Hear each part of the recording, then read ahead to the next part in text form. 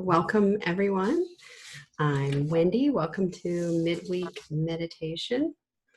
And I like to honor the land that I'm on, the Redwood City, California. The historic inhabitants were the Lamshan tribelet of the Ramaytush people of the Ohlone Costanoan language group.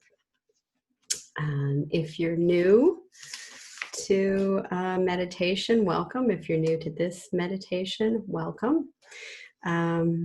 Looks like we have a lot of us who've been here before, so nice to be with all of you today. Today is the last meditation for the month of the Hebrew calendar of Elul, which is the preparation month, deep dive, reflective month as we prepare for Rosh Hashanah. Jewish New Year starts Friday night.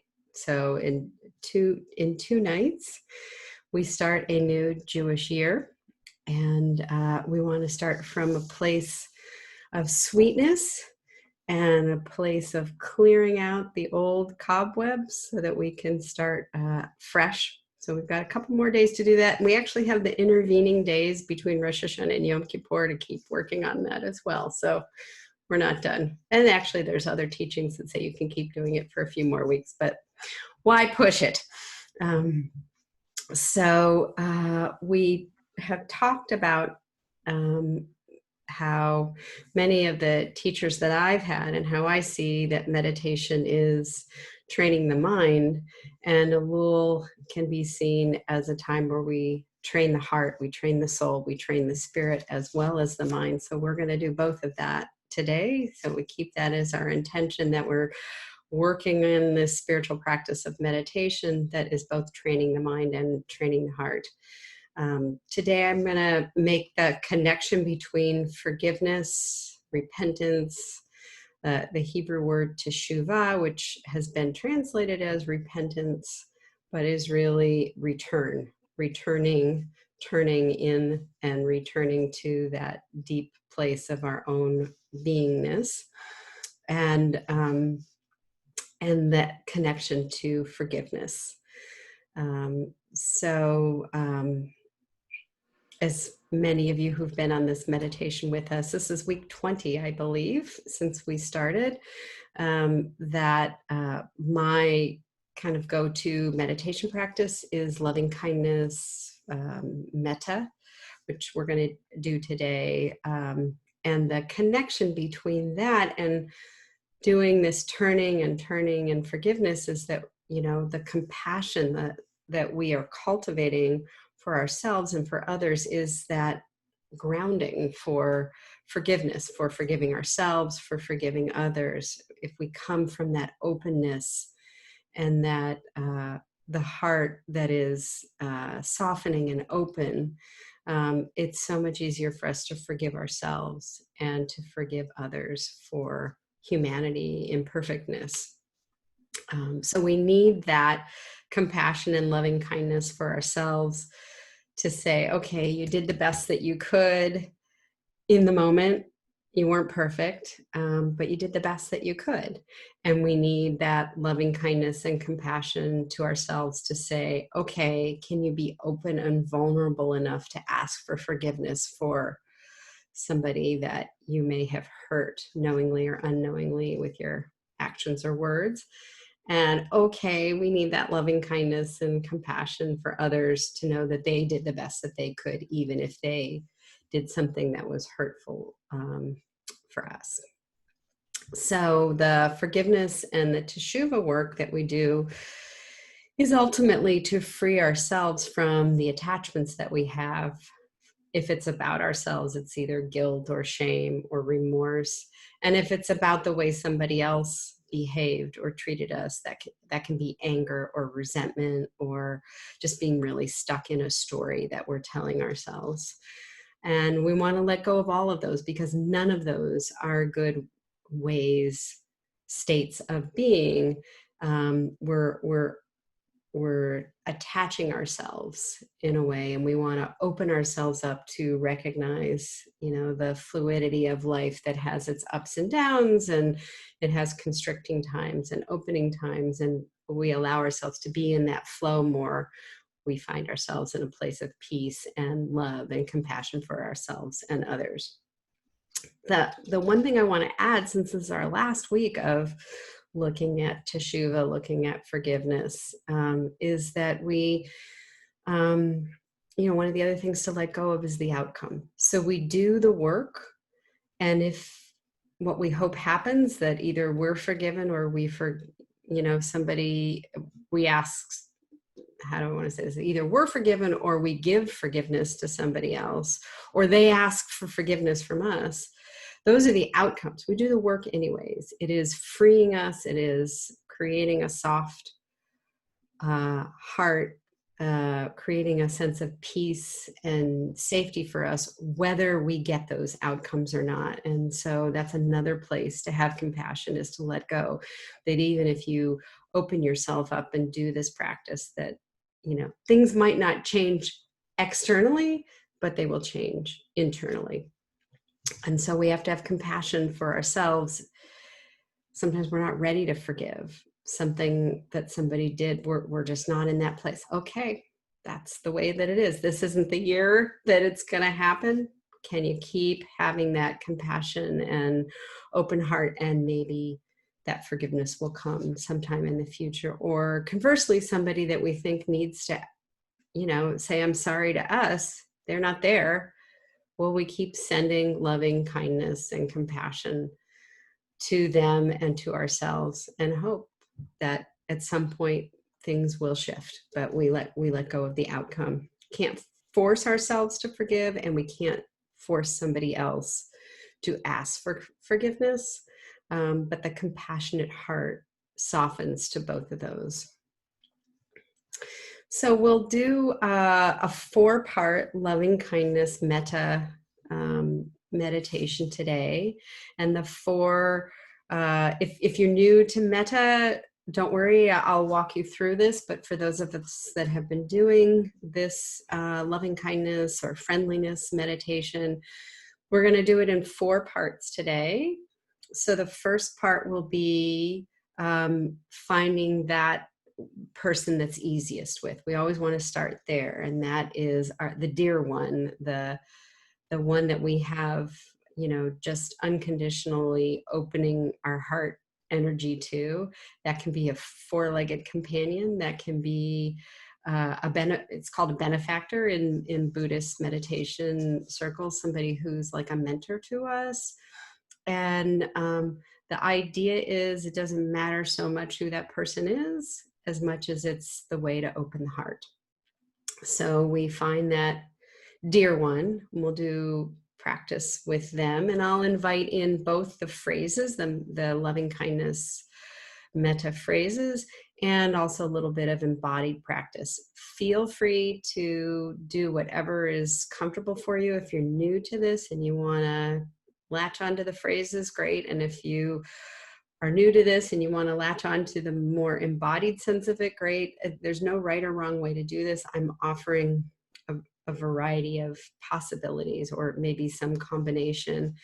And just as a reminder, in any meditation, but specifically in this one that has phrases and ways that we're going through it, when you notice your mind going off into something else, just bring it back with the breath, bring it back to the phrases, bring it back to the intention of the meditation. So the first part is our dear one. The second part will be for us, for each one of us individually. The third part will be for someone that we have difficulty with. Choose some kind of stand-in. It doesn't have to be the person that you're having the most difficulty with, but if that's where you want to go, that's great. It can be somebody, there's just a little bit of, you're holding on to a little bit of something. You're just going to choose one person so that stand-in energy is there. And really, we are also sending it out to that person, their heart. We wish them well. we wish them this kindness, this friendliness, and maybe that will be their turning, as that will be for them as well. And then the fourth is we will do it for all beings, or as large of a circle as you want to encompass. And those will be the four parts that we'll work with today. And I will lead us through that. I'm going to do a different chant. And I just want to say, when I started introducing Metta 18 weeks ago, I hopefully, for those of you who are here, remember that I said I've changed the phrases, the orientation of the phrases for me. And that's the way I've been doing it in our meditations. Safety has felt for me to be kind of primary, and kind of holding on and starting with that safety. So the order that I do the phrases is not necessarily the traditional order. If you have your own traditional order, don't listen to me and do, or you have some other order or some other phrases that you use, feel free to use those. But you'll see in the chant that I'm going to do today, which is by a gentleman in Berkeley. His name is Lior Tsarfaty. He uses the traditional safety is not first, happiness is first. And I actually found that happiness didn't do it for me. How can I wish happiness for somebody who may be in a challenging time? So, my phrases are, may you be safe, may you be content. I like content over happiness. May you be safe, may you be strong, may you be happy, may you be at ease. So those are the phrases and the words that I'll use. And again, you can also distill it down to just that. You don't have to say may you be or may I be. You may just want to embody and think safe, content, peace, etc. So before we get into that, there was a reading I was going to do last week, but I guess it was meant to be that I ran over and I didn't get a chance to read it last week. But I do want to read it this week because I think it's a really nice connection of what we're doing here. And also because I don't want to run out of time and not share it with you at the end of this session. So this is by Rav Kook, who was the first chief rabbi of Palestine, what became the state of Israel, and a deep chassid and spiritual person. And he wrote a lot. And he has this book, which is a bunch of his readings or writings, and some of them are on teshuva, what we're doing this time, this returning or repentance, this turning inward. And so he wrote that teshuva emerges from the depths of being, from such depths, great depths, in which the individual stands. I got to start this over. Teshuva emerges from the depths of being, from such great depths in which the individual stands not as a separate entity, but rather as a continuation of the vastness of the universal existence. The desire for teshuva is related to the universal will, to its highest source. From the moment the mighty stream for the universal will for life turns towards the good, many forces within the whole of existence are stirred to disclose the good and bestow good to all. And then he quotes Talmud. Great is teshuva, for it brings healing to the world, and an individual who repents is forgiven, and the whole world is forgiven with him. And the reason I wanted to share this is because we do our own individual teshuva, our own turning, but we recognize, as he says here, that we're all connected. All of our teshuva is connected. So in the same way, when we meditate, we are doing meditation for all of us. When we're doing teshuva, we're doing it for all of us. That to think about, we're not individuals, we're not separate. So if your meditation doesn't feel exactly what you want it to be, or your teshuva isn't exactly what you want it to be, it's part of the collective. And the fact that we're all doing this together, we're all trying to become our best selves and to awaken to the places that we still want to work on in ourselves, that we're contributing to that. And that is also contributing to us. And if we can tap into that, we can use that as a, to think about that holding us. If it feels like, you know, we're really stuck, well, we can tap into the greater energy of people that are all trying to forgive and be forgiven, and do their teshuva and do their practice. So I thought that was a lovely way to think about these last few days and this last week of Elul, that we're in this together.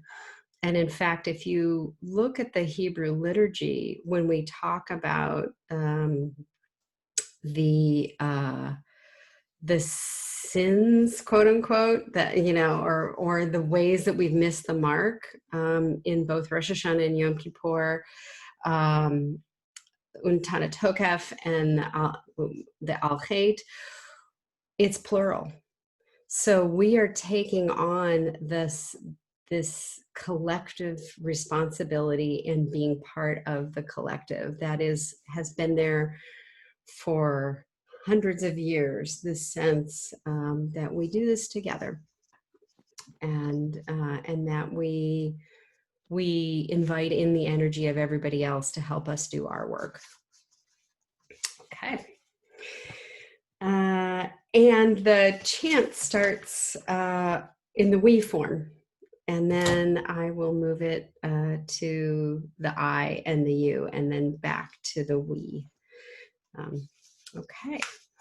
I will, just to give you a sense, after we do the chant, we'll move into the meditation, and I'll use an awakening bell, which sounds like this, to take us through each of the 4 steps of this Metta meditation. And then I will do a full bell ring to bring us out of the meditation. And then we'll close with, I'll blow a shofar for all of you to hear.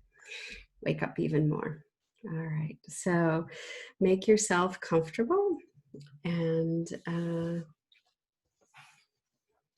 I'll meet you on the other side of our meditation journey through Metta, loving kindness, friendliness practice.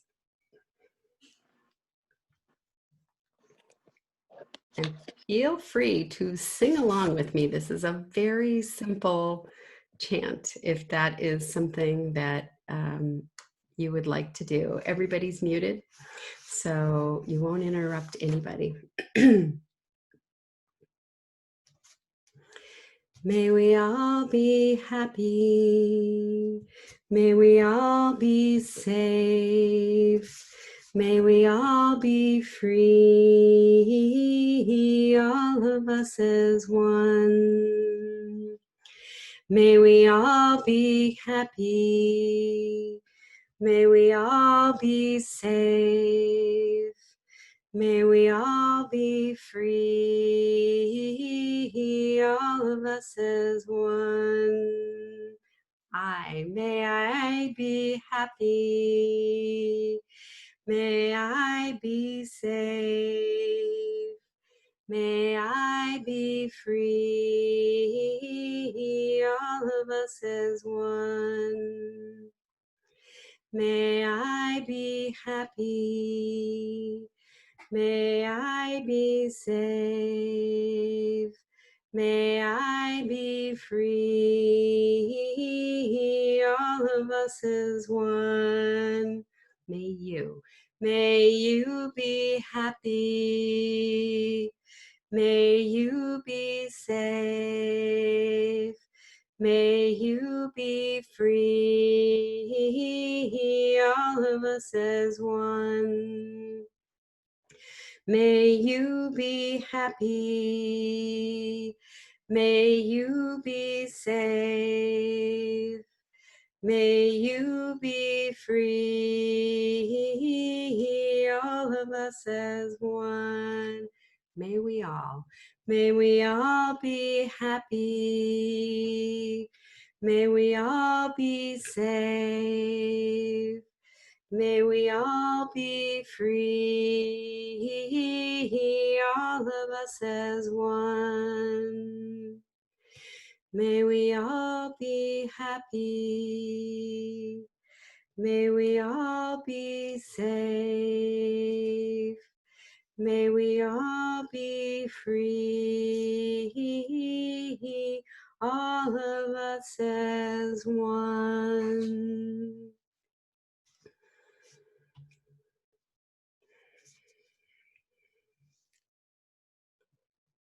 So if it feels comfortable, you can close your eyes gently. Notice yourself as you sit,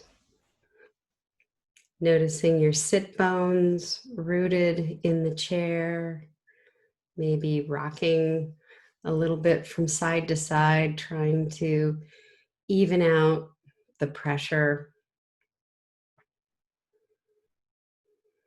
And as we breathe, coming into the body a little bit more, breathing into the front of the body and exhaling and letting it go. And just noticing the breath rhythm, your inhale and receiving, your exhale and releasing.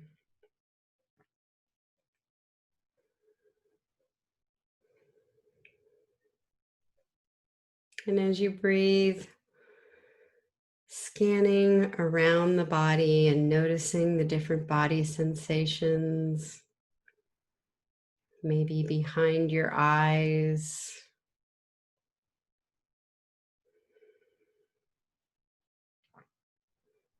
maybe noticing the mouth and the tongue.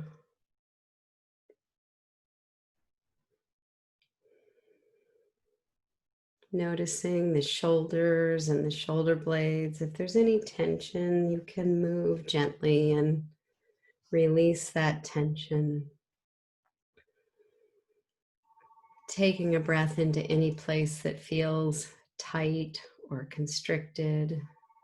And as you release, just letting the body naturally soften. As we breathe, we imagine the front of the body softening and the back of the body strong, holding us nice and upright, not extending, not stretching anymore, but just feeling the firmness in the back of the body and the honoring of the body with the spine and the ribs, holding everything, holding the heart center. A couple more breaths, breathing deeper into the lungs, wider into the lungs, maybe deep down into the belly. And exhaling and letting that go. And just a reminder, anytime that your mind gets caught in a thought or a story or gets taken away, to come back to the breath, breathing in, feeling the breath enliven the body, breathing out and releasing.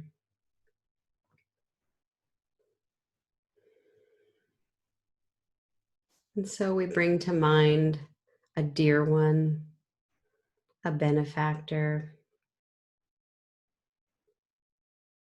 Could be a four-legged, sweet companion, someone who's been so important in our life, seeing us as that wonderful, best part of ourself that we sometimes have trouble holding on to. Could be someone that we don't have a deep relationship with, that we know from afar from their work, and they inspire us. and we feel great warmth and appreciation for their work. So anyone along that continuum, any creature, any being, we use them to open the heart with loving kindness and friendliness, bringing them to mind. And we breathe in, and as we breathe out, we say internally, may you be safe. And as we breathe in again and breathe out, may you be content. And as we breathe in and breathe out, may you be at ease. Breathing in, may you be safe. Breathing in, may you be content. Breathing out.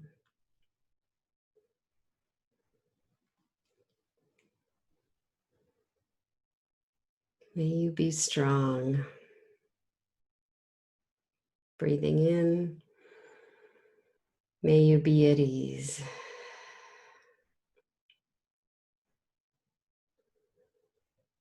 May you be safe. And I'm sorry I messed up the rhythm. May you be strong. Breathing in, may you be content. May you be at ease.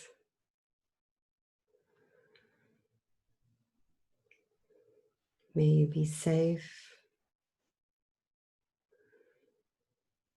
May you be strong. May you be content.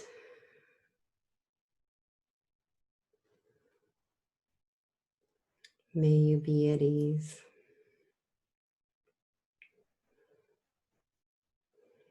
And remembering, if it feels like you want to stay on one of the phrases until you just feel it in your body, do whatever you need to do. Our objective is to open the heart to warmth and compassion,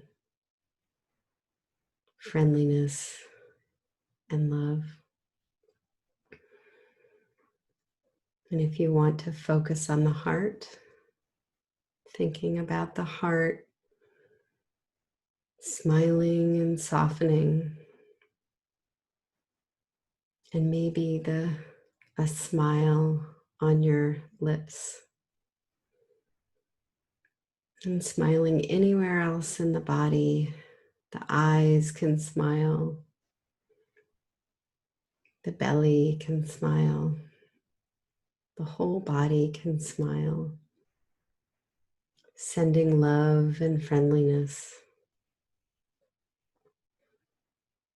We take a few minutes in our own way to cultivate loving kindness in our hearts for our dear one.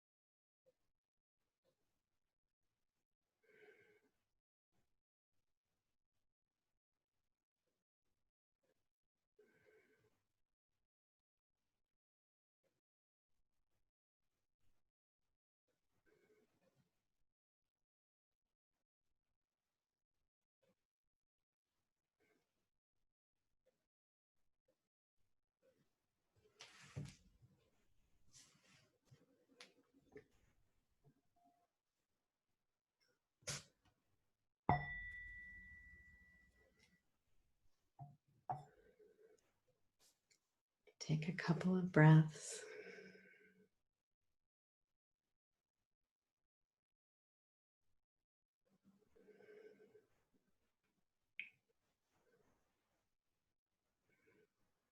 And now we send our well-wishing to ourselves.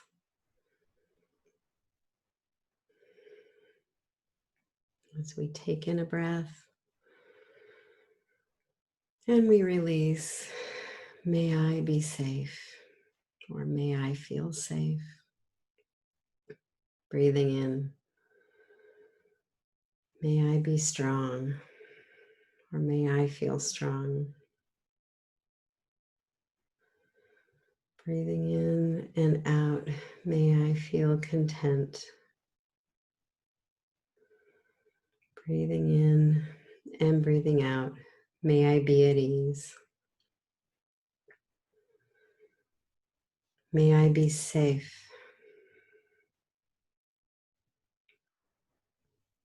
May I be strong.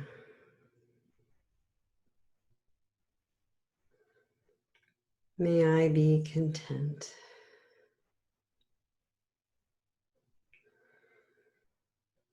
May I be at ease.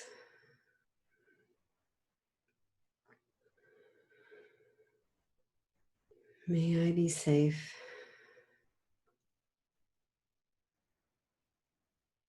May I be strong.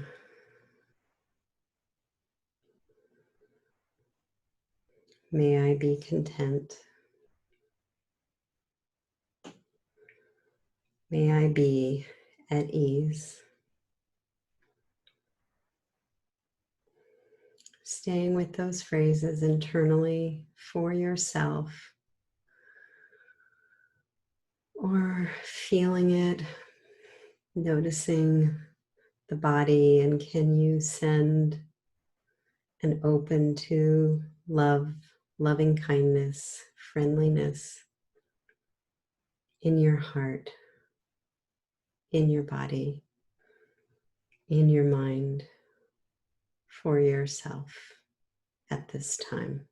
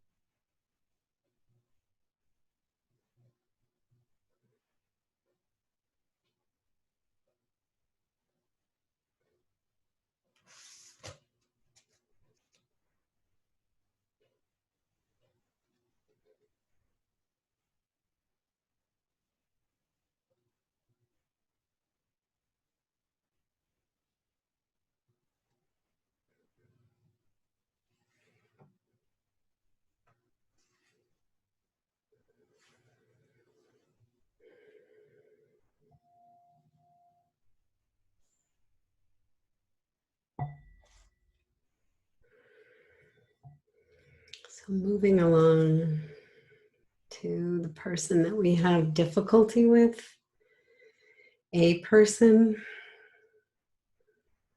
someone who actually is an opportunity for us to open up a bit more in our compassion and loving kindness, to recognize their suffering and to wish them well, and to let go of a story that we continue, that has its grips on us. So we bring that person to mind. And as we inhale, we start our phrases of well-wishing for them. May you be safe.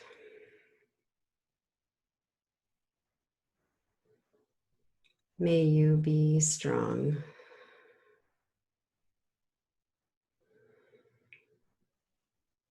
May you be content.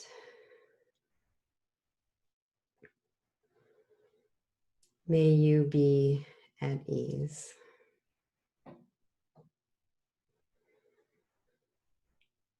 May you be safe.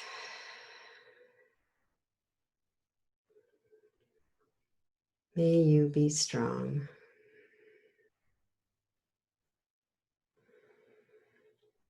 May you be content.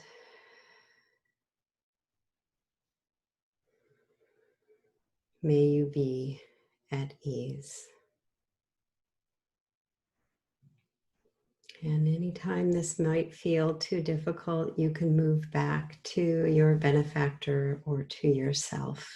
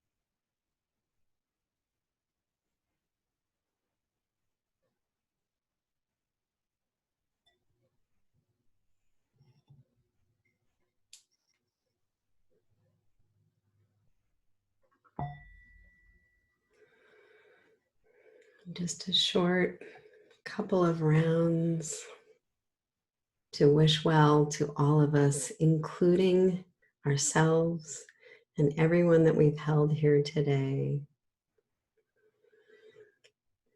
May all beings, or may we all, be safe. May all beings, may we all be strong. May we all be content. May we all be at ease.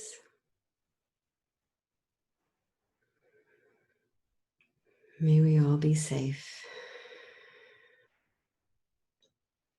May we all be strong. May we all be content. And may we all be at ease.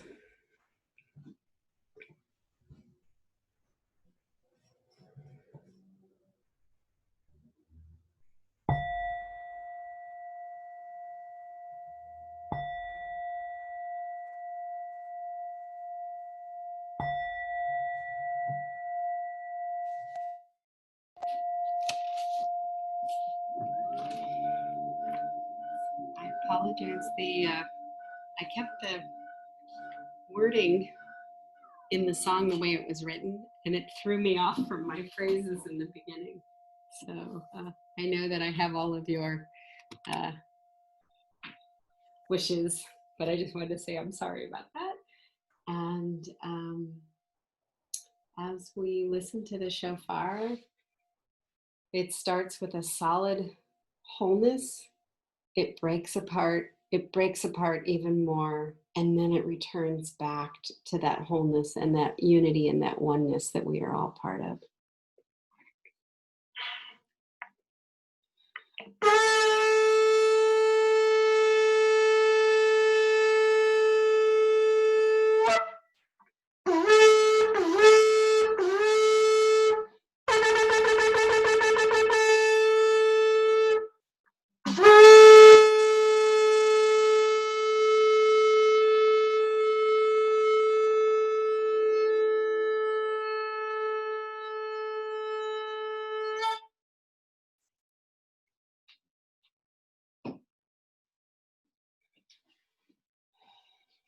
The divine light that is in me salutes and honors the divine light that is in you. Thank you all for your practice.